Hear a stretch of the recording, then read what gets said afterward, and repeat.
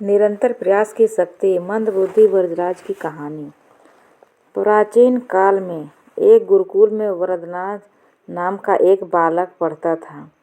वरदराज पढ़ने में बहुत कमज़ोर था। उसे कोई भी पाठ आसानी से याद नहीं होता था। उसके गुरुजी और सहपाठी अक्सर उसे मंदबुद्धि कहकर बुलाते थे। लाख कोशिशों के बाद भी वरदराज विद्या ग्रहण नहीं कर पा रहा था, जिससे वह अक्सर निराश हो जाता था। एक दिन गुरुजी की डांट और सहपाठियों के उपहास से तंग आकर वरदराज ने गुरुकुल छोड़ने का फैसला किया। वह अपना बस्ता उठाकर चुपचाप जंगल के रास्ते अपने घर की ओर चल दिया। चलते चलते वह बहुत थक गया और उसे प्यास भी लगने लगी।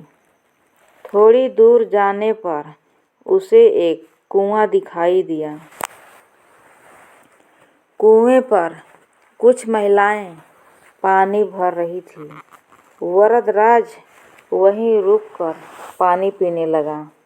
पानी पीते समय उसकी नज़र कुएं की जगह पत्थर के मुंडेर पर पड़ी। उसने देखा कि जिस जगह पर बार बार रस्सी से पानी निकाला जाता था, उस ठोस पत्थर पर गहरे निशान बन गए थे। यह देखकर वरदराज आश्चर्यचकित हो गया और उसने वहां मौजूद महिलाओं से इसका कारण पूछा। एक महिला ने उत्तर दिया, बेटा, ये निशान हमने नहीं बनाए। यह तो पानी खींचते समय इस कोमल रस्सी के बार बार आने जाने से ठोस पत्थर पर बन गए हैं। यह बात वरदराज के मन में गहराई तक उतर गई। उसने सोचा, जब एक कोमल सी रस्सी के निरंतर अभ्यास बार बार आने जाने से एक कठोर पत्थर पर भी गहरे निशान बन सकते हैं, तो क्या मैं निरंतर प्रयास और अभ्यास से विद्या ग्रहण नहीं कर सकता?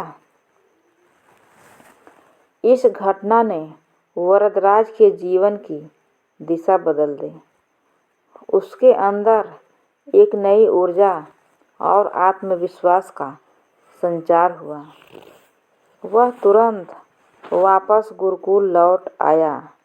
उसने अपनी सारी निराशा त्याग दी और नए उत्साह के साथ अथक परिश्रम करना शुरू किया। गुरुजी ने भी उसके बदलाव को देखकर भरपूर सहयोग किया। कुछ ही वर्षों के कठिन परिश्रम और निरंतर अभ्यास के बाद वही मंदबुद्धि बालक वरदराज आगे चलकर संस्कृत व्याकरण का एक महान विद्वान बना। उन्होंने कई प्रसिद्ध ग्रंथों जैसे लघु सिद्धांत कौमुदी की रचना की। इस कहानी से हमको यही सीख मिलती है कि दुनिया में कुछ भी असंभव नहीं है।